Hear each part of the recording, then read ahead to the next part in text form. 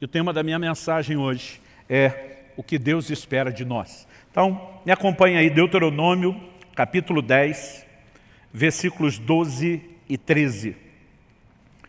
Eu vou ler esse texto inicial na NVI, a Nova Versão Internacional, que diz assim: Agora, ó Israel, que é que o Senhor, o seu Deus, lhe pede, senão que tema o Senhor, seu Deus, que ande em todos os seus caminhos, que o ame e que sirva o Senhor, o seu Deus, de todo o seu coração e de toda a sua alma, e que obedeça aos mandamentos e aos decretos do Senhor, que hoje lhe dou para o seu próprio bem.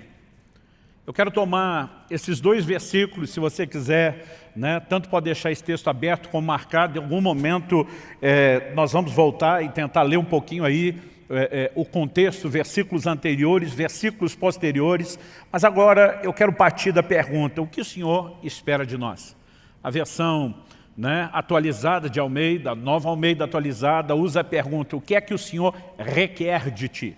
No entanto, a expressão usada no original, esse requer, conota um pouquinho mais do aspecto de exigência, mas a palavra usada no original hebraico fala de pedir.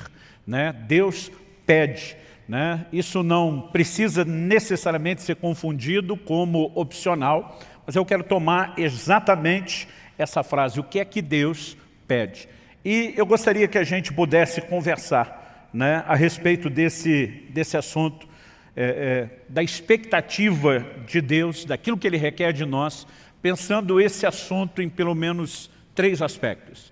Eu quero fazer aqui 3 perguntas. Primeiro, por que Deus faria algum tipo de exigência a nós, ao seu povo, aqueles que o seguem? Segundo lugar, o que exatamente Deus requer de nós? E em terceiro lugar, nós vamos tentar trabalhar a razão, o motivo desse pedido que Deus fez. Então, acredito que olhando para o próprio texto, nós podemos entender que o fato de Deus fazer exigências, e não apenas nos colocar numa posição onde a gente pode pedir algo a Ele, mas Ele também pedir a nós, precisa nos ensinar algo. Eu gosto de dizer que oração não é apenas o meio através do qual eu e você recebemos de Deus aquilo que a gente quer. Oração também deveria ser, em contrapartida, o meio através do qual Deus recebe de nós, consegue de nós o que Ele quer. É o que nós aprendemos quando o Senhor Jesus, no jardim do Getsêmani, dobra os seus joelhos para dizer a Deus: seja feita não a minha, mas a sua vontade. Muitas vezes nossa vontade pode entrar em rota de colisão com a vontade de Deus. E nós precisamos entender que o ambiente de oração, o mesmo ambiente onde nós podemos pedir a Deus e conseguir de Deus algumas coisas que queremos, também deveria ser um ambiente de rendição, onde Deus possa conseguir de nós aquilo que Ele quer. Isso significa que, seja na oração ou em qualquer outro aspecto do nosso relacionamento com Deus, nós temos que reconhecer que esse relacionamento é uma via de mão dupla. Nós precisamos entender que no relacionamento com Deus, nós temos não só direitos, mas nós também temos deveres. Hoje em dia eu vejo uma ênfase de um evangelho que ele promove, simplesmente anuncia o bônus. Não se fala muito a respeito do ônus, qual é o seu compromisso, quais são as suas renúncias, mas é fato que o relacionamento de Deus com o homem, desde o início da criação, quando Deus estabelece o primeiro casal no jardim, antes da queda, antes do pecado, nós vemos um posicionamento claro de um Deus que, por um lado, disponibilizou, ofereceu a eles direitos e disse: vocês podem comer de todas as árvores do jardim, usufruam de tudo isso porque é para o bem de vocês. Mas o Senhor faz uma restrição. Ele diz: mas da árvore do conhecimento do bem e do mal, vocês não podem comer. Então eles tinham direitos, mas eles também tinham deveres. E quando olhamos essa perspectiva, por mais que pareça um tanto quanto óbvia, eu acredito que ela não tem estado tão presente na forma de pensar dos crentes de uma forma geral. Muitas vezes olhamos para Deus como aquele que tem um compromisso de nos abençoar, de fazer aquilo que nós queremos, e afinal de contas é por isso que a maioria acaba se disponibilizando, pelo menos no início, antes de ter tanto entendimento ou maturidade, a andar com Deus, porque vê o lucro de um Deus que vai atendê-lo. No entanto, à medida que crescemos no entendimento da palavra, precisamos entender que há não apenas direitos, mas também deveres. Essa via de mão dupla com direitos e deveres, ela tem por trás de si uma lógica. E acredito que um dos elementos que a gente possa colocar aqui nessa conta é reconhecer que o homem tem o privilégio de viver com Deus é classificado na Bíblia, na sua palavra, como uma aliança. E a aliança envolve compromisso das duas partes, nunca de uma parte só.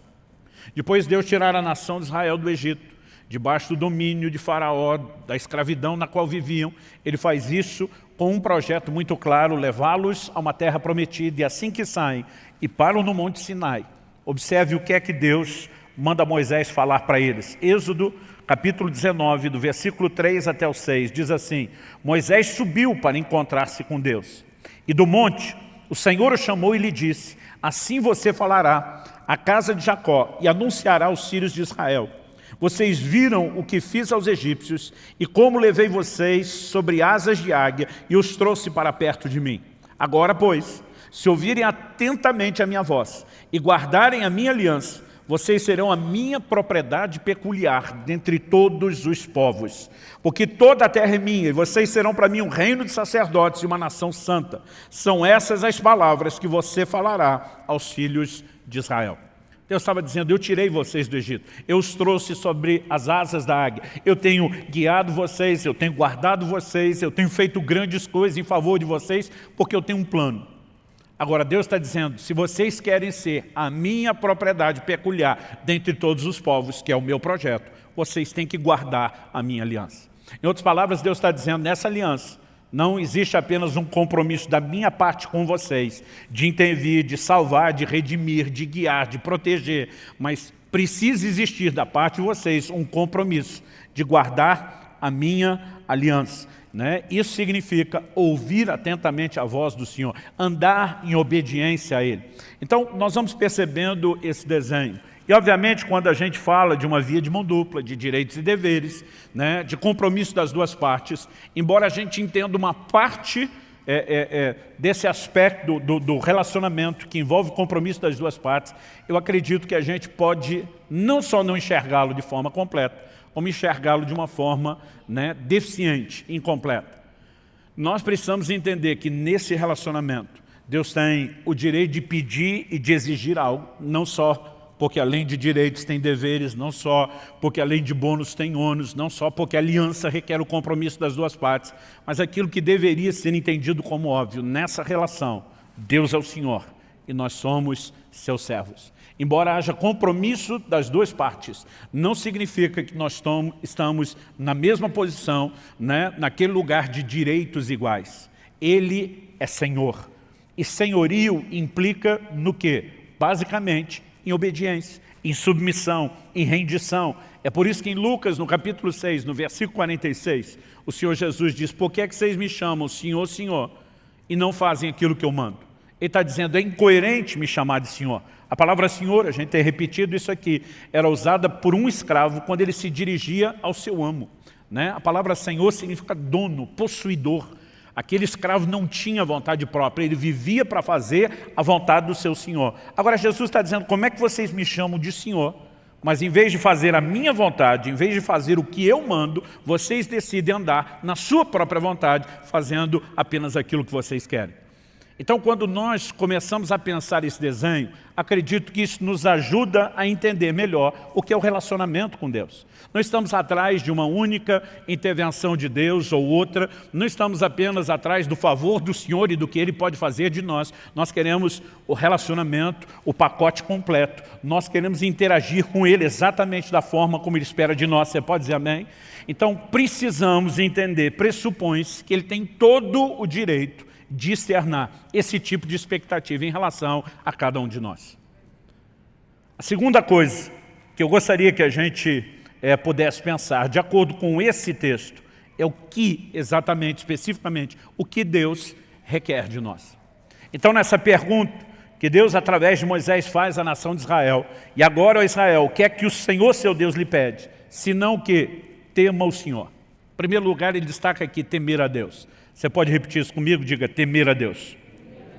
Mais uma vez, com gosto e vontade. Vamos tentar, planeja, junta força aí dentro de você, e diz comigo: temer a Deus. Ótimo.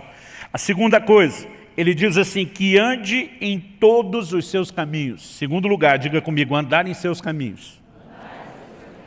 E depois ele diz, e que ame e sirva o Senhor, seu Deus, de todo o seu coração e de toda a sua alma. Terceiro lugar, diga, amar e servir com intensidade. Então podemos repetir as três, diga, temer a Deus, andar nos seus caminhos, amar e servir com intensidade.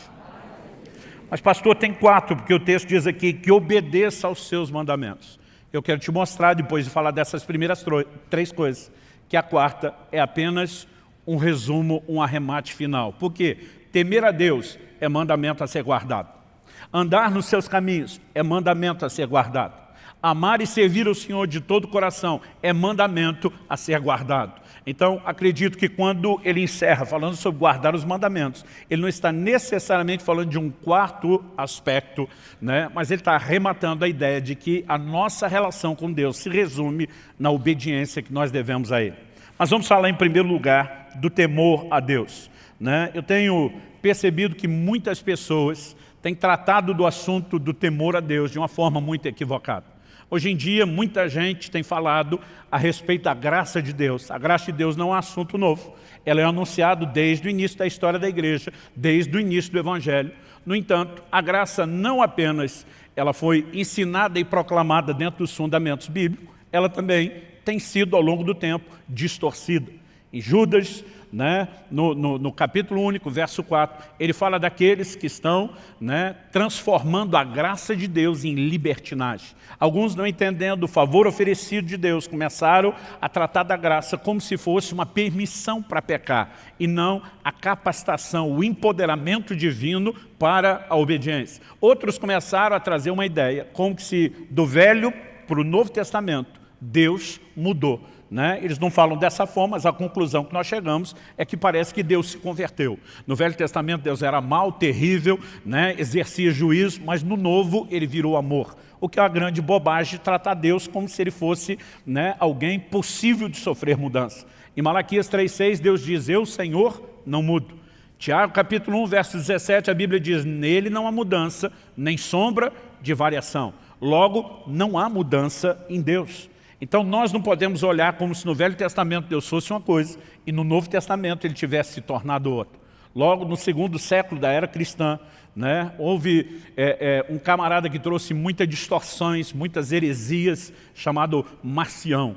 E a gente brinca que até hoje existem os marcionitas, são aqueles, né, que acabam replicando o ensino dele, conhecendo ou não. Ele dizia que o Deus do Velho Testamento era um e o do Novo Testamento era outro. Né? No Novo Testamento ele não aceitava nem os evangelhos e o ensino de Jesus. Era só Paulo que tinha a revelação. E alguns parecem estar agindo assim. Eu tenho visto gente dizer, temor é coisa do Velho Testamento. E eu digo para alguns, eu acho que você não andou lendo o Novo Testamento. Né? Embora nós estamos partindo de um texto do Antigo Testamento, falando sobre temer a Deus, Atos 9:31 diz, assim a igreja tinha paz por toda a Judéia, Galiléia e Samaria, edificando-se e caminhando no temor do Senhor, e no consolo do Espírito Santo crescia em número.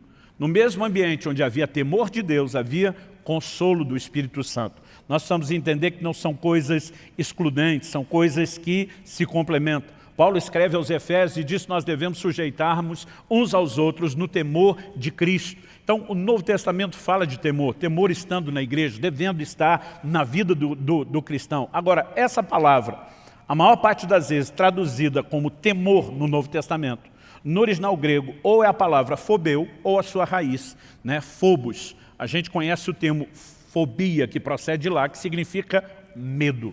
Né? A tradução dessa palavra, que muitas vezes aparece como temor, ela sugere tanto medo e receio, como também tem a conotação de respeito e reverência. Agora, eu olho para algumas pessoas e percebo que elas dão um ênfase na palavra, como se eu e você tivéssemos que viver aterrorizados em relação a Deus. Outros parecem tentar eliminar isso completamente, quase como se o respeito e a reverência não tivessem nenhuma ponta, nenhum aspecto de temor. E na verdade essas coisas meio que se misturam. Mas nós precisamos entender a necessidade de um equilíbrio, mesmo no uso dessa palavra. Por exemplo, em Efésios, no capítulo 5, o apóstolo Paulo começa a falar da relação entre o marido e a esposa e um paralelo da relação com Cristo e a igreja, a noiva, né, com quem ele vai se casar. E a Bíblia diz que o marido deve amar a esposa como Cristo amou a igreja, mas que a esposa deve submeter-se ao seu marido como a igreja deve submissão a Cristo. Mas no final, no versículo 33, final do capítulo e do arremate dessa ideia, o apóstolo Paulo diz assim, que a esposa respeite o seu marido. Efésios 5:33. A palavra traduzida ali, né, é phobeu, que a esposa tema o seu marido. O apóstolo Paulo estava falando de um tipo de relacionamento onde o marido literalmente, e não simbolicamente, mas literalmente tocava o terror em casa? Não, porque a Bíblia não se contradiz. Em 1 de Pedro, no capítulo 3, no versículo 7, a mesma Bíblia diz, maridos, vocês igualmente vivam a vida comum do lar com discernimento, dando honra à esposa por ser a parte mais frágil e por ser coerdeira da mesma graça da vida. Quando Deus fala do marido ter que honrar essa esposa, né, tratando-a como parte mais frágil, parte mais frágil aqui eu não creio que fala do aspecto físico, porque se embora o homem tenha mais força bruta para carregar peso, a gente perde de longe na resistência à dor. Eu sempre digo que se dependesse de nós os homens para dar luz aos filhos, a terra estava desabitada há muito tempo. Né? A gente serve para entrar na hora do parto, segurar a mão da mulher e ela ficar dizendo para a gente, vai dar tudo certo, meu bem, vai dar tudo certo. Além de dar luz, ela tem que confortar a gente. Mas eu acredito que a Bíblia fala muito mais do aspecto emocional. Né? Essa capacidade que muitas vezes a mulher tem de ser ferida emocionalmente, além da capacidade do homem mensurá-lo. Eu acredito que isso não é Deus tentando diminuí-la. Eu lembro que antes de casar, um dia a Kelly olhou para mim, falou, a gente estava conversando algumas coisas sobre o nosso futuro, após o casamento, ela olhou para mim e falou assim, pensa num vasinho daqueles de porcelana chinesa, daqueles bem fininhos que não pode nem apertar. Eu falei, pensei, ela disse, sou eu, é o que você está levando para casa. Né? E de vez em quando, né, se o meu comportamento começasse a ficar meio, né, viril demais, ela dizia, ó o vasinho de porcelana. Né? E o duro que eu tinha que acatar aquilo ainda pelo prisma da Bíblia. Né? Eu preciso honrar essa mulher. Então, como que Deus manda o marido tratar a mulher com tanta honra e distinção, mas manda ela ter medo? Nós precisamos entender que aqui é um equilíbrio de reverência, de respeito. Não que a pessoa do homem seja distinta, né? Não que ele, como pessoa, tenha mais valor, mas que dentro da funcionalidade do lar, o seu lugar de autoridade requer isso. Então, nós precisamos entender que há um equilíbrio. A palavra temor, ela nunca vai excluir totalmente essa questão do medo, mas ela não pode estar centrada só nela. Deve ser uma combinação entre um e outro. Pastor, o senhor está dizendo que a gente precisa ter medo da pessoa de Deus, né? Não é a pessoa, é a maneira como nos relacionamos com a pessoa. A mesma Bíblia que apresenta esse Deus, né, como amor, também apresenta esse Deus como justo. Nenhum atributo de Deus vai excluir o outro. E muitas vezes a ênfase de alguns desses pregadores da graça é porque Deus é amor, Ele não julga. Ele é tanto uma coisa quanto outra. Né? Em Romanos, por exemplo, no capítulo 13, no versículo 3, o apóstolo Paulo diz assim, porque os magistrados não são para temor quando se faz o bem, e sim quando se faz o mal. Você quer viver sem medo da autoridade? Faça o bem e você terá louvor dela. Basicamente, Paulo está dizendo que não precisa temer a autoridade, ele disse, se você se conduzir de forma correta, não precisa temê-la. Agora, se estiver fazendo errado, deve temer. Aonde está a ênfase do aspecto do medo? Se eu desobedecê-lo, as consequências de um Deus que é justo serão inevitáveis. Isso não significa que eu preciso ter medo de que Ele queira o mal. Esse é o mesmo Deus que desde a antiga aliança já dizia, eu é que sei os pensamentos que eu tenho acerca de vós, são planos de bem e não de mal, para vos dar um futuro e uma esperança. No entanto, esse mesmo Deus é chamado muitas vezes de um Deus terrível, né? Porque a consciência do quão correto e justo, ela deve encher o nosso coração de temor, pelo fato de que quando desrespeitamos os seus mandamentos, as consequências, elas virão. Vou falar sobre esse assunto de consequência daqui a pouco. Vamos voltar aqui para a ideia do temor. Eu acredito que devemos temer as consequências de não obedecer a Deus e não ter medo da sua pessoa. Mas a reverência que temos para com Ele é que esse Deus que é amor, que é a fonte de toda bondade, de toda misericórdia, Ele também é um Deus justo. O temor é parte daquilo que Deus espera de nós. Em Provérbios, no capítulo 9, no versículo 10, a Bíblia diz que o temor do Senhor é o princípio da sabedoria. né? Isso nos ajuda a nos conduzir de forma correta. Em segundo lugar, vamos falar aqui a respeito de andar em seus caminhos. O que significa isso? Essa ideia de caminho pressupõe um trilho pré-estabelecido, é o caminho de Deus, definido por Ele. Muitas vezes a palavra de Deus vai se referir, né, a pessoas que erraram, a pessoas que pecaram, falando de gente que escolheu o seu próprio caminho.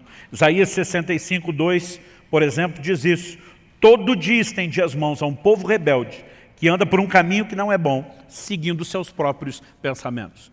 Né? Quando Deus fala dos próprios pensamentos, Ele está dizendo, eles escolheram o seu próprio caminho, e esse caminho não é bom. Em outras palavras, Deus está dizendo que o homem rebelde escolheu o seu próprio trilho. No entanto, ao longo de toda a Escritura, Deus vai enfatizando essa questão do caminho. Gênesis 18:19, Deus fala a respeito de Abraão, o pai da fé, e diz, porque eu o escolhi, a fim de que ele ordene aos seus filhos, e aos filhos depois deles, né, que guardem o caminho do Senhor, que pratiquem a justiça e o juízo, para que o Senhor faça vir sobre Abraão o que tem falado a seu respeito. Quando entendemos que Deus estabeleceu um padrão, aliás, a gente precisa entender que desde da Antiga Aliança, o Velho Testamento, aquilo que se manifestaria em Cristo já recebia esse tipo de adjetivo como uma referência ao caminho, não só a alegoria, mas até o adjetivo. Isaías, que é considerado o mais messiânico de todos os profetas do Antigo Testamento, que mais falou a respeito da vinda e da obra de Cristo, ele diz no capítulo 35, no versículo 8, e ali haverá uma estrada, um caminho que será chamado de caminho santo. Os impuros não passarão por ele, pois será somente para o povo de Deus. Quem passar por esse caminho, mesmo seja um tolo, outra versão diz um louco, não se perderá. Isaías 30:21, e quando vocês se desviarem para a direita ou para a esquerda, ouvirão atrás de vocês uma palavra dizendo, este é o caminho, andem nele. Quando a gente chega à Nova Aliança, essa terminologia começa a ser empregada pelo próprio Cristo. João 14:6, ele diz, eu sou o caminho, a verdade e a vida. Cristo se apresentou como caminho. O que hoje nós chamamos de cristianismo, uma referência à expressão coletiva da nossa fé, no início era chamado de o caminho. Deixa eu só mencionar alguns textos para você. Em Atos 16:7, quando Paulo e Silas estão pregando em Filipos, uma mulher se dirige a eles dizendo, esses homens são servos do Deus Altíssimo e anunciam a vocês o caminho da salvação. Essa expressão ela é largamente usada, né, e empregada no livro de Atos. Em Atos 18:25, quando a Bíblia fala a respeito de Apolo, um pregador, diz que ele era instruído no caminho do Senhor.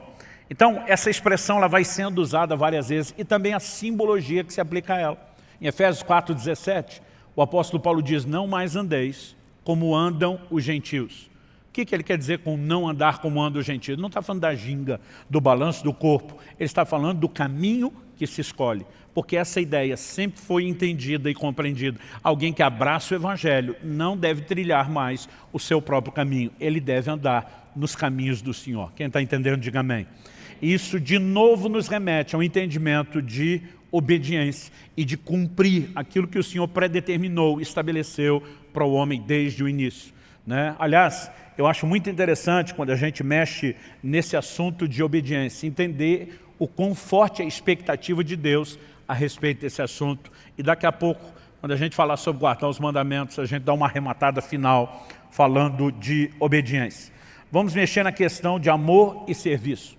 Pastor, a gente não poderia desdobrar, assim como o senhor falou do temor como um dos aspectos da obediência, de andar nos caminhos do Senhor como outro. Não dá para desdobrar amor e serviço? Dá. Mas também dá para tratar deles juntos. Né? Até porque a forma como amar e servir de todo o coração e alma é apresentado, me parece que a intenção é comunicar muito mais uma união do amor e serviço do que só tratá-los de forma separada. Outro dia alguém me perguntou, pastor, é possível servir a Deus sem amá-lo? Eu falei, é. Mas falei, é impossível amá-lo sem servi-lo. E a pessoa ficou me olhando e falou, nunca pensei nisso. Falei, bom, vamos pela primeira frase, que é possível servi-lo sem amá-lo. Carta à igreja de Éfeso no Apocalipse. Em Apocalipse 2:2, o Senhor começa falando com essa igreja, né, assim, conheço as tuas obras, o teu labor e a tua perseverança. Eu gosto de brincar que aqui tem uma progressão. Obras fala de gente ativa que trabalhava, mas labor é quando você começa a entrar no nível de intensidade e cansaço. Agora, perseverança É aquele modo que de vez em quando nós estamos botando pilha nos nossos pastores, nos nossos líderes, que é sangue nos olhos, faca no dente. Né? É quando você, com ou sem vontade, com ou sem inspiração, você põe tudo de você naquela disposição de serviço. Eles tinham uma alta performance. Mas nos versículos 4 e 5, nós vemos o Senhor falando, tenho, porém, contra ti, que abandonaste o teu primeiro amor. Então, a performance de serviço, de trabalho estava alta, a paixão estava lá embaixo, no chão, no chinelo. O que é que Deus acaba dizendo para esse anjo, para o mensageiro dessa igreja? Ele disse, se você não se arrepender, eu vou tirar o seu candeeiro. O que significa o candeeiro? No capítulo 1 de Apocalipse, João tem uma visão e ele vê 7 estrelas e 7 candeeiros. E o anjo explica, as 7 estrelas são os 7 anjos ou mensageiros das igrejas da Ásia. Os 7 candeeiros são as igrejas. O simbolismo do candeeiro era o da igreja. Agora Deus está falando com o anjo, com o mensageiro. Se você não arrepender, eu tiro o seu candeeiro. Em outras palavras, Deus está dizendo, a igreja que eu confiei aos teus cuidados, eu vou tirar de você e vou pegar de volta. O que é que Deus está dizendo? Se você não vai fazer o trabalho que você está fazendo, movido pelo amor, por paixão para comigo, Deus está dizendo, eu dispenso você do serviço. Em outras palavras, Deus está dizendo, eu não quero o serviço pelo serviço. Ou o seu serviço é uma expressão do seu amor para comigo, ou eu dispenso o seu serviço. Por outro lado, em João 21, dos versículos 15 a 17, onde Jesus pergunta por 3 vezes ao apóstolo Pedro, tu me amas? Em cada uma delas, Pedro sinaliza, responde positivamente, tu sabes que eu te amo. O que é que o Senhor diz para ele? Apacenta as minhas ovelhas. Em outras palavras, está dizendo, se você me ama, vamos manter isso não só na declaração, no nível verbal, mas vamos demonstrar isso, Pedro, com trabalho, vamos demonstrar isso com serviço. Então me parece que o critério de entrada para quem vai servir no ministério, trabalhar para Jesus, é que tem que amar. E a exigência para a saída é se faltar amor. Portanto, nós não podemos mera e simplesmente olhar para isso e dizer os assuntos estão desconectados. Mas embora seja possível servir sem amar, é impossível amar sem servir. O serviço deveria ser uma expressão do nosso amor. Quem está entendendo, diga amém. Mas pastor, eu não tenho a obrigação de trabalhar? Tem. Mas não deveria trabalhar só com senso de obrigação. Deveria fazer isso com senso de prazer. Então vamos falar da obrigação sendo cumprida com senso de prazer? Há poucos meses atrás, Kelly e eu completamos 25 anos de casado. E tem uma ordem divina que rege o meu casamento. Né? A minha responsabilidade, o meu papel como marido. A Bíblia diz, maridos, amai as vossas mulheres. É um imperativo, é uma ordem. Deus não está dando uma sugestão, não é um hashtag fica a dica. Deus não está dizendo, ó, se um dia desse você estiver de bom humor, se a coisa estiver fácil, se tua mulher não estiver dando trabalho, se você puder amá-la, beleza, fico te devendo uma. É uma ordem. E se é uma ordem, nós precisamos entendê-la como tal. O que significa a disposição de amar não é mero sentimento espontâneo, é uma decisão. Então, eu sou obrigado a amar minha mulher. Eu não tenho opção. E não olhe para mim, vocês os maridos, como se fosse só eu obrigado, que vocês também são. Vocês solteiros que estão orando para casar, estão orando para entrar dentro da mesma obrigação. Agora é uma obrigação, nenhum de nós vai discutir isso, certo? Agora eu fico pensando, se cada manhã que eu acordo do lado da minha esposa, desses 25 anos, eu dissesse para ela, eu amo você, e quando aquele abrisse um sorriso de satisfação, atropelasse ela dizendo, fazer o quê, né? Deus mandou. Não tem opção mesmo. Não tem outra alternativa, só me resta amá-lo, então estamos aqui para cumprir a obrigação. Eu fico imaginando se a gente ainda estaria casado, e se tivesse, qual seria a qualidade do matrimônio. Mas pastor, não é essa obrigação? É. E ela não sabe? Sabe. Então qual o problema de falar da obrigação? O problema é que ela não espere que eu a ame apenas com senso de obrigação. Se eu apenas cumprir o senso de obrigação, eu estou dizendo que o Deus que mandou é importante, mas eu estou dizendo para ela, mesmo que não verbalmente, que ela não é importante. Agora, quando eu olho para ela e digo, eu sou obrigado a te amar, mas você me inspira a fazer isso, você nunca fez com que isso fosse um fardo ou um peso, você torna a minha obrigação leve, eu posso cumpri-la com alegria, eu estou dizendo que não apenas o Deus que me mandou e obedeça é importante, mas que ela tem importância e valor para mim. Agora, vamos colocar isso diante de Deus. A gente diz, Senhor, eu vou servir o Senhor só para não me dar mal na eternidade, para não desobedecer e para não ficar sem galardão. Deus espera de mim e de você muito mais do que o senso de obrigação. É lógico que o temor precisa estar lá. O apóstolo Paulo dizia, ai de mim se não pregar o Evangelho. Estou em rota de colisão com a vontade de Deus, em plena desobediência. Ele diz, eu tenho temor a ponto de dizer, ai de mim. Mas Paulo fazia isso só pela obrigação? Ele dizia, não. Para que eu não cumpra só com a obrigação. Ele dizia, eu vou além, eu me desdobro, eu me sacrifico mais do que Deus pediu, de olho no galardão e na recompensa, e na mensagem que eu vou declarar a Deus. Quem consegue entender a diferença?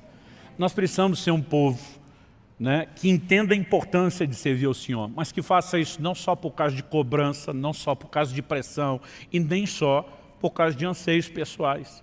Porque muitas vezes nós queremos fazer coisas que Deus não pediu e não queremos fazer coisas que Ele pediu. Então, muitas vezes, né, para que a gente se conecte ao lugar correto de serviço, nós vamos ter que dizer, por amor ao Senhor, eu vou abrir mão daquilo que eu queria e vou fazer aquilo que o Senhor quer. Agora, tanto uma coisa como outra, seja tratado de forma separada, o amor e serviço, ou de forma conjunta, é apresentada como algo que a gente precisa fazer de todo o coração. Eu acredito que é nessa expressão que fica muito claro e evidente que Deus espera de mim e de você, mais do que o senso de obrigação, mas o senso de prazer, de dedicação total e plena a Ele. Isso significa que nós temos que dar o melhor de nós nessa relação, tanto de amor como de serviço. Você pode dizer amém? Então, depois de falar de temer ao Senhor, de guardar os seus caminhos, em terceiro lugar, destacar aqui o amor e o serviço intenso de todo o coração. Nós vemos Deus arrematando o assunto, falando sobre guardar os seus mandamentos. Como eu disse antes, guardar os mandamentos não é um quarto aspecto. Na verdade, é aquilo que resume todos os outros aspectos. Ah, pastor, o senhor esqueceu de dizer que Deus requer de nós santidade. Afinal de contas, em Efésios 1:4, a Bíblia diz que Ele nos elegeu nele, antes da fundação do mundo, para sermos santos e irrepreensíveis. Não, está dentro do pacote. Isso é andar nos seus caminhos. Ah, pastor, o senhor esqueceu falar da adoração e da devoção. Pode botar isso no pacote do amor, né? Agora, algo que nós precisamos entender é a importância da obediência. Tudo aquilo que Deus espera de nós, pediu de nós, se resume na obediência que eu e você devemos a Ele. O profeta Jeremias confronta a nação de Israel e começa a dizer, citando aquele texto de Êxodo 19, que eu já li um pouco, quando o Senhor fala sobre Israel sendo a sua propriedade peculiar, né, dentre os povos, mas para isso, tendo que guardar a sua aliança e ouvir atentamente os seus mandamentos. Jeremias começa a perguntar, o que é que Deus requeriu de vocês lá no início? E ele diz, Deus nunca pediu de vocês sacrifício. O modelo de adoração do Velho Testamento era baseado no sacrifício. E diz, o que Deus pediu de vocês foi obediência aos seus mandamentos. Isso me leva a entender que mais do que a própria adoração, Deus espera de nós obediência. Aliás, o pecado é retratado na Bíblia, em 1 de João 3,4, como a quebra da lei, a desobediência. Então, o contraponto do pecado na relação com Deus, na vida de santidade, se resume na obediência. Às vezes, nessas proclamações distorcidas da graça, eu vejo gente tentando dizer que não há necessidade de obediência na nova aliança, o que é uma grande bobagem. E a maioria deles se baseia num texto muito mal aplicado, que é Romanos 10,4, quando a Bíblia diz o fim da lei é Cristo. Todo dia falou, está aqui, não tem mais lei, acabou toda a lei. Eu falei, você tem certeza que ele está falando de toda a lei? Porque daqui a pouco, ali na frente, no capítulo 13, ele vai mandar a gente obedecer às autoridades e às leis naturais. Então não pode ser que ele está dizendo que acabou todo tipo de lei. Hebreus capítulo 7, versículo 12, diz que onde há mudança de sacerdócio, e a grande mudança da velha para a nova aliança, é que a velha era baseada no sacerdócio levítico, e a nova é baseada no sacerdócio de Cristo, que o autor de Hebreus diz ser segundo a ordem de Melquisedeque. A Bíblia diz onde há mudança de sacerdócio, é mudança de lei. A Bíblia não diz que é extinção, desaparecimento de lei, que a lei cessou. Quando a Bíblia diz o fim da lei é Cristo, está falando de uma lei específica que regia a velha aliança, que constituía de muitos mandamentos e ordenanças, né, que na verdade, na nova aliança, são tratados de uma forma completamente distinta. Em Colossenses 2, 16 e 17, em Hebreus 10, 1, a Bíblia enfatiza que a lei não tem a imagem exata das coisas, mas a sombra de bens vindouros. Eles tinham muitas ordenanças, como, por exemplo, sacrifício de animais, que eu e você não temos que fazer, essas coisas cessaram. Aliás, na verdade, Jesus ainda diz assim, eu não vim extinguir a lei, eu não vim suprimir a lei. Ele diz, eu vim cumprir. Porque a lei, além de ter um caráter temporário, tinha um caráter profético, ela apontava para Cristo. Jesus diz para os judeus, seus dias, examinais as Escrituras, e são elas que testificam de mim, tudo converge na pessoa de Jesus, e muita dessa simbologia se cumpre no sacrifício de Cristo. Agora, isso não significa que não haja mandamentos. Jesus diz, um novo mandamento vos dou. Novo pressupõe essa mudança de lei, mas que também agora há mandamentos a serem obedecidos. Aliás, em Mateus, no capítulo 28, no que nós chamamos de a grande comissão, nos versículos 19 e 20, a Bíblia diz assim, portanto vão e façam discípulos de todas as nações, batizando-os em nome do Pai, do Filho e do Espírito Santo, ensinando-os a guardar todas as coisas que tenho ordenado a vocês. E eis que estou com vocês todos os dias até o fim dos tempos. Ou como diz uma versão mais clássica, até a consumação dos séculos. O Senhor Jesus estava dizendo o quê? Vocês vão fazer discípulos das nações. Significa os não-judeus, os gentios. E é importante observar isso. Porque eu vejo muita gente hoje em dia, em nome de um discurso da graça, dizendo, né, que Jesus, né, veio para ensinar os judeus, como se aquilo que ele ensinou não se aplicasse a nós, como se a revelação da nova aliança partisse apenas das epístolas dadas por meio dos apóstolos. O livro de Hebreus nos fala que a salvação foi inicialmente anunciada por Nosso Senhor e continuada pelos apóstolos. Quem começou a proclamar o Evangelho foi o próprio Cristo, e eles deram continuidade. Trouxeram mais informações, claro. Jesus não tinha ainda nem morrido, o que dizer ressuscitado. Ele diz, eu tenho muito que vos dizer, mas vocês não têm estrutura para suportar. A revelação seria progressiva, mas o Evangelho não mudou. E quando Jesus diz, vão e anunciem aos gentios, ele está dizendo, não limitem aquilo que eu ensinei somente aos judeus que me ouviram. Jesus nunca veio tentar deixar o judeu da velha aliança, né, um judeu melhor, fazendo com que ele apenas cumprisse a lei. O tempo todo ele dizia, ouviste o que foi dito aos antigos, que era a lei de Moisés. Ele dizia, eu porém vos digo, mostrando que ele trouxe mandamentos. O Novo Testamento fala da lei de Cristo, fala dos seus mandamentos, e nós devemos a ele obediência. A obediência já foi requerida no Éden, antes de ter lei de Moisés. A obediência foi requerida durante a lei de Moisés. A obediência continua sendo requerida na nova aliança. A obediência é o cerne do nosso relacionamento com Deus. Quem está entendendo, diga amém. Então, temer a Deus envolve a decisão de ser consequente, não brincando com os seus mandamentos e nem com as consequências ruins de não obedecê-los. Por exemplo, o Novo Testamento nos adverte, em Hebreus 12, 16, dizendo, cuidem para que não haja nenhum impuro ou profano como foi Esaú, o qual por um prato de comida vendeu o seu direito de primogenitura. Quando a Bíblia está dizendo, cuide para que não haja nenhum no meio de vocês como Esaú, está dizendo que esse comportamento pode ser repetido. Pode ser repetido nos nossos dias, pode ser repetido por um de nós. E que tipo de comportamento foi esse? O de um inconsequente. Alguém que por um prazer momentâneo não considera o valor e a continuidade, a permanência daquilo que Deus oferece.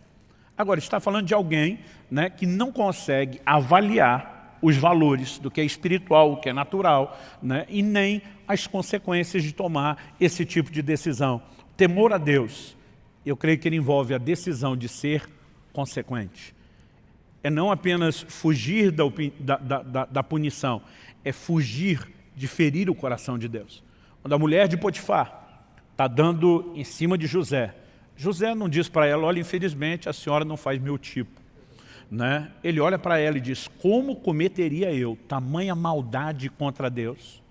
José estava admitindo, a coisa pode ser interessante aqui, no nível de um desejo carnal, mas seria uma violência ao coração do meu Senhor, aos seus valores, aos seus mandamentos. E José olha para ela e diz, estou fora, e despacha a dona.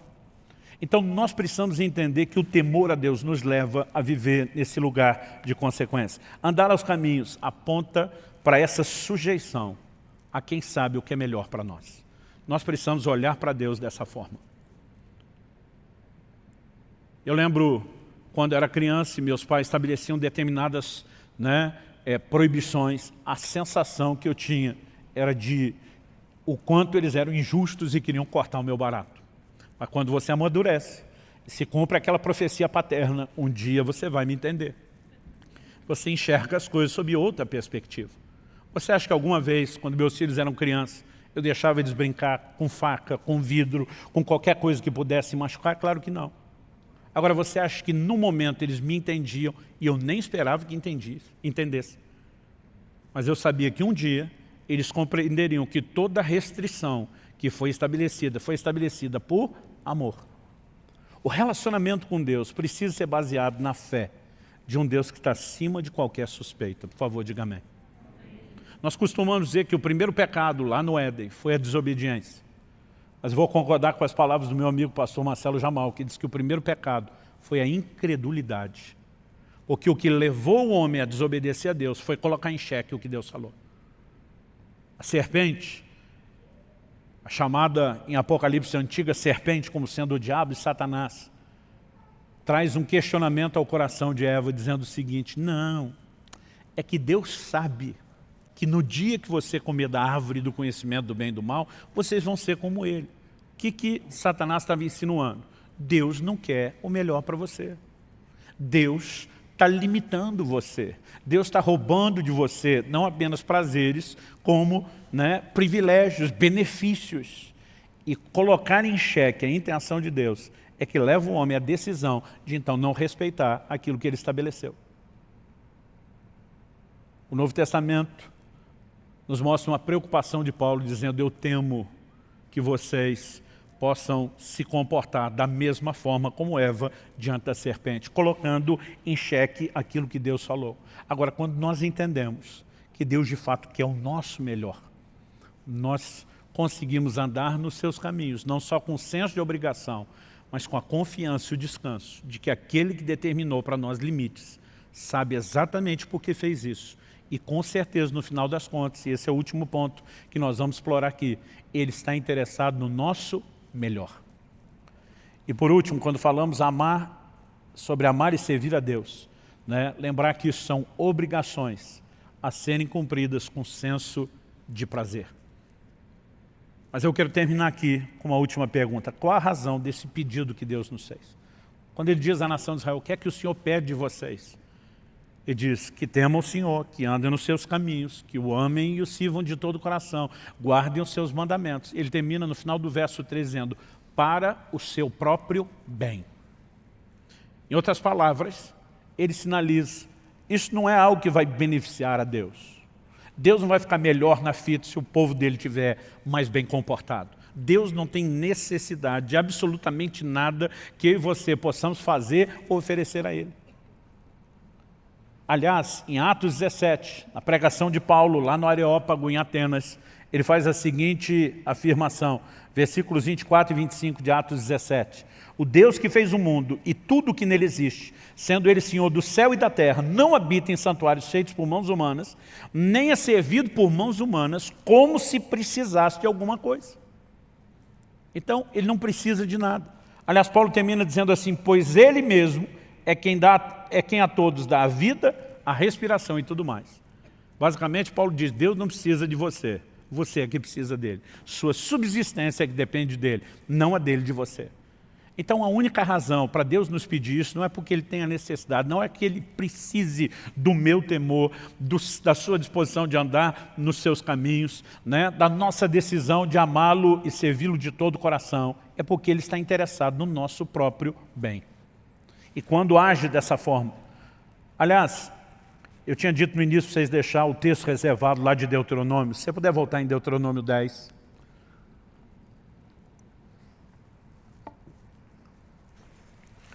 Eu gostaria que a gente pudesse avaliar o versículo 11. A gente leu o 12 e o 13. Vamos ler o versículo 11, que é o versículo anterior ao nosso texto base. Nesse versículo nós lemos assim: porém o Senhor me disse, Moisés falando, levante-se e ponha-se a caminho diante do povo, para que entrem e tomem posse da terra que, sob juramento, prometi dar aos pais deles. Deus tinha tirado a nação de Israel do Egito com qual propósito? Não era que eles ficassem perambulando no deserto. Deus queria levá-los a um lugar de abundância, a uma terra que manava leite e mel. E acredito que isso também aponta de forma figurada para aquilo que Deus deseja para mim e para você. Deus também não nos tirou do mundo e do pecado para que a gente ficasse perambulando num deserto de aridez espiritual. Jesus diz, eu vim para que vocês tenham vida e vida com abundância. Efésios 1:3 diz, bendito seja o Deus e Pai de nosso Senhor e Salvador Jesus Cristo, o qual já nos abençoou com toda sorte de bênção nas regiões celestiais em Cristo Jesus. Deus tem um projeto de plenitude para mim e para você. Eu sinceramente esperava um amém, vou dar uma segunda chance para você. Deus tem um projeto de plenitude espiritual para mim e para você. Amém? Então assim, antes de tocar no que Deus requeria de Israel, ele já estava falando do lugar onde queria introduzi-los. Em outras palavras, Deus está dizendo, eu estou interessado no bem de vocês.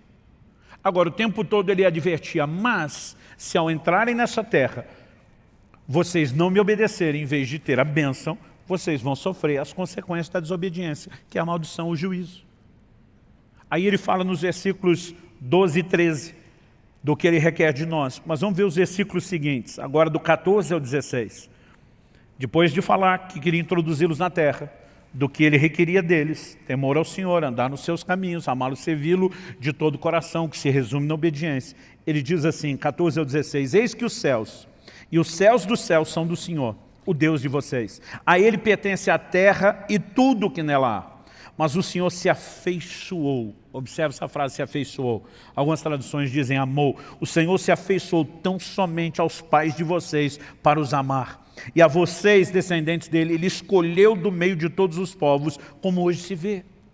A conclusão no verso 16, portanto, circuncidem o coração de vocês e deixem de ser teimosos ou rebeldes. O tempo todo a sinalização é Deus ama vocês, Deus escolheu vocês, Deus tem um plano extraordinário para vocês. Essas exigências têm um único propósito, para que a gente não quebre os princípios, né, que podem nos conduzir a viver a plenitude do que Ele tem para nós. Eu gosto de repetir essa frase, se você quebrar os princípios, qualquer um dos princípios que Deus estabeleceu, o princípio vai quebrar você, qualquer que seja ele, haverá consequências. No entanto, Deus estava dizendo, circuncidem o coração, não seja rebelde. Em outras palavras, entra no prumo. Por quê? Deus está dizendo, porque dessa forma eu vou poder fazer o melhor para você. Quando a gente volta lá em Gênesis, na criação, Deus falando com o primeiro casal, a gente vê que o único motivo do Criador requerer alguma coisa da criatura era o bem dela mesma. O Senhor diz o seguinte, da árvore do conhecimento do bem e do mal, você não deve comer. Porque no dia em que comer, certamente você morrerá. Então Deus está dizendo, porque eu quero o seu melhor e não o pior.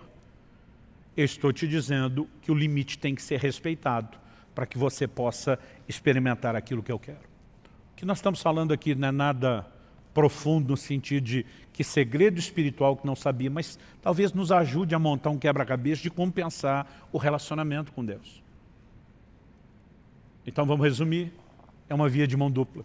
Deus tem todo o direito de estabelecer exigência e de nos pedir, porque nessa relação não é apenas a gente pedindo a Ele o que queremos, ela também envolve Deus pedir, exigir, demandar de nós aquilo que Ele quer. Nós precisamos entender exatamente quais são esses aspectos de obediência, mas a obediência como centro. Nós precisamos entender que o grande beneficiado da nossa obediência não é Deus. É lógico que Ele também vai poder colher esse relacionamento com gente que está próximo e não distante. Mas o grande beneficiado seremos nós mesmos. E quando a gente consegue simplificar isso tudo, é muito mais fácil oferecer resistência aos ataques do inimigo. Porque assim como bombardeou Eva, Satanás vai fazer com cada um de nós. Muitas vezes nós somos questionados, será que vale a pena? Estou sendo fiel a Deus, não estou vendo resultado. O tempo todo nós vamos receber essas setas de dúvidas, né, que o inimigo lança tentando colocar em xeque o caráter de Deus. Não foi o que aconteceu com a mulher de Jó? Ela, quando vê as coisas irem de mal a pior, ela vira para o seu marido e diz, amaldiçoe seu Deus e morre. Ela está dizendo, se Deus não vai dar tudo que eu não quero saber dele. Jó olha para ela e diz, você fala como uma louca. Nós recebemos de Deus o bem, não vamos receber o mal. Apesar da Bíblia ser clara em dizer que o mal não procedia necessariamente do Senhor, Jó está olhando e dizendo, ele está no controle de todas as coisas. Ele não estava aceitando o mal como destino final, porque ele diz, eu sei que o meu Redentor vive e ele há de se levantar sobre a terra. Mas ele está dizendo, independente dessa circunstância mudar ou não, e não é só porque um dia vai mudar, ele está dizendo, eu não estou servindo a Deus apenas porque Ele dá aquilo que eu quero. Quando nós começamos a entender que Deus está acima de qualquer suspeita e mantemos esse nível de fé, o nosso coração acaba sendo guardado. O que Satanás trabalhou com Eva não foi um completo descrédito à palavra de Deus. Foi uma manipulação e uma distorção da palavra. Aliás, não foi assim que Satanás tentou Jesus? Lança do pináculo do templo, porque está escrito, aos seus anjos dará ordem a teu respeito para que te guardem. Eu percebo que muitos cristãos que têm um conhecimento superficial das Escrituras, eles estão à mercê não só de ensinos errados, que tem espíritos de demônio por trás desses ensinos, mas eles estão à mercê muitas vezes de setas do inimigo tentando distorcer a aplicação da palavra. Mas à medida que vamos fortalecendo esse pensamento de uma maneira completa, sadio, mantendo esse Deus está interessado no nosso bem, acima de qualquer suspeita. Eu não entendo porque Ele ainda não fez. Eu não entendo porque Ele ainda não respondeu. Eu não entendo, mas uma coisa é certa. Ele está no controle e Ele não falha. Eu gosto de uma frase de Lutero, o grande reformador. Ele diz, não conheço os caminhos pelos quais Ele me conduz, mas conheço bem o meu guia. Então podemos confiar nele, independente de entender os caminhos escolhidos ou não. Quando entendemos que no final das contas é tudo para o nosso bem, eu creio que o nosso coração começa a se blindar contra essa provocação do inferno, uma rebeldia ao controle e ao governo de Deus. Eu espero, como eu disse no início, isso não serve apenas para o ano de 2021. Os princípios bíblicos que abordamos aqui são atemporais. Mas nesse início de ano, logo nesses primeiros domingos, eu espero que você, em vez de apenas externar para Deus o que é que você espera dele, que você também abra o seu coração para entender o que é que Ele espera de você. O que é que o Senhor requer de você. Que você o tema. Que você ande nos seus caminhos. Que você o ame e o sirva de todo o seu coração. Porque isso tudo se resume na obediência de um Deus que quer o seu melhor. Que estabeleceu um caminho de mão dupla, não porque Ele queria tirar mais do que dar, mas queria nos ensinar que o compromisso é das duas partes, sem que nunca a gente perdesse de vista o interesse dele em nós, o seu amor. Romanos 8,32 diz, se Deus não poupou, nem mesmo ao seu próprio Filho, antes o entregou por amor de nós, como não nos dará juntamente com Ele, com Jesus que já foi dado, todas as coisas? A Bíblia fala de um Deus que está disposto a qualquer coisa. Isso não significa que Ele não tenha planos, que Ele não tenha um propósito, que Ele não tenha caminhos personalizados, mas a intenção do fato de Deus querer o nosso bem nunca pode ser questionada. Nossa fé precisa ser firmada nisso. Você acha que não passou na cabeça do José, lá naquela prisão, naquele calabouço? E aí, José, valeu a pena você ter descartado a dona lá, a mulher de Potifar? Ela se vingou de você. Onde é que você veio parar? Por um instante, José, por um tempo, por alguns anos, José esteve na prisão. Mas esse não foi o seu destino final. 1 Samuel 2,30 diz que Deus honra aqueles que o honram, mas os que o desprezam serão desprezados. Como você quer determinar o seu relacionamento com Ele? Eu escolho honrá-lo.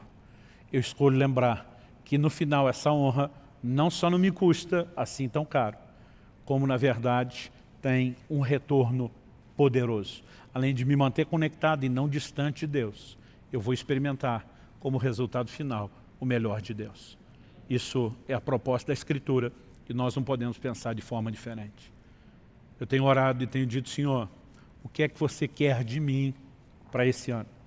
Eu sei que nós temos aqui princípios que são para todos nós, sem exceção. Mas muitas vezes Deus pode trazer algo que é personalizado, que é só para você. Eu já tive anos onde eu li a Bíblia várias vezes. Já tive anos onde no ano todo eu li a Bíblia uma vez só. Eu já tive anos onde eu estudei como nunca. 2020, Deus mandou reduzir drasticamente as viagens. E um dos propósitos era não só produzir, mas crescer. E nós precisamos, né, não apenas dizer para Deus quais são os nossos alvos. Nós precisamos orar, buscar de Deus o Espírito Santo. Eu quero entender, mesmo que isso não vier de forma imediata, mesmo que não vier com toda clareza, mesmo que eu não ouvi uma voz do alto, eu quero entender aquilo que o Senhor quer de mim.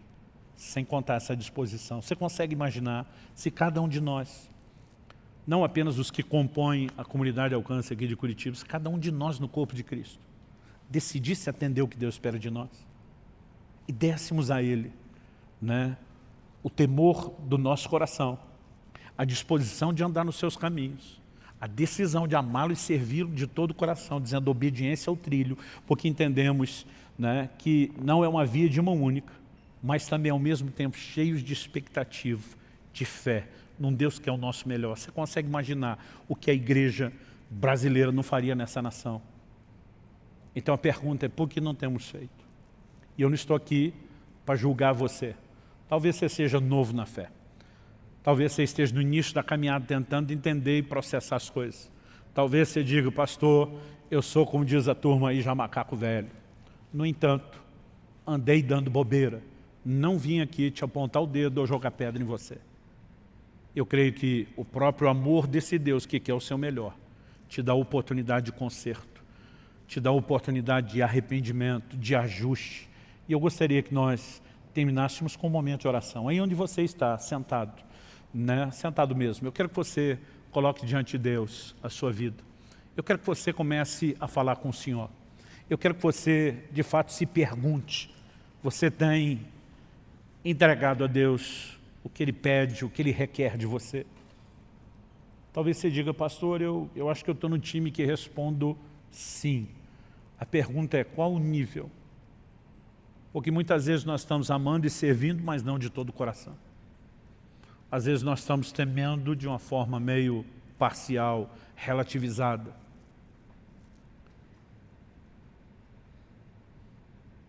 Independente de onde você esteja, eu tenho certeza que as coisas podem se tornar ainda melhores do que já estão. Se está ruim, pode melhorar. Se está bom, pode ficar melhor ainda. Pai, nós, em primeiro lugar, te agradecemos pelo privilégio de viver uma relação onde não estamos apenas debaixo do peso de obrigações. É por isso que a Tua palavra diz que os Seus mandamentos não são penosos, não são pesados. Nós oramos e suplicamos que a graça do Senhor seja derramada nesse lugar. A única forma pela qual podemos viver obediência aos Seus mandamentos, a esse alto padrão exigido na nova aliança, é por causa da capacitação, do empoderamento da graça. E nós clamamos que o Senhor derrame isso sobre nós. Nós oramos pelo sopro de vida do Teu Espírito. Nós oramos por despertamento. Nós queremos corresponder com aquilo que não é só uma expectativa do seu coração, é um requerimento, é uma exigência muito clara e específica, mas não queremos cumprir a obrigação só com senso de obrigação, queremos cumpri-la com prazer, e para isso suplicamos graça. Eu oro por cada um dos meus irmãos e irmãs, não apenas os que estão aqui nesse auditório, agora, nesse momento, nos acompanhando presencialmente, mas cada um daqueles que nos acompanha pela internet. Mesmo aqueles que terão acesso a esse recurso apenas na forma gravada, depois que nesse momento, enquanto ouvem, o Teu Espírito Santo possa tocar as suas vidas. Nós oramos pela inspiração do céu, nós oramos pelo fortalecimento do alto, nós oramos por restauração sobrenatural se manifestando na vida de cada um deles. Nós oramos, ó Deus, por um verdadeiro exército de homens e mulheres de Deus se levantando na disposição de entregar aquilo que o Senhor pede. Colocamos diante do Senhor não apenas o curso desse ano, mas o curso das nossas vidas, desejosos de viver o Teu melhor. Manifesta a Tua graça. Nós clamamos em nome de Jesus. Em nome de Jesus.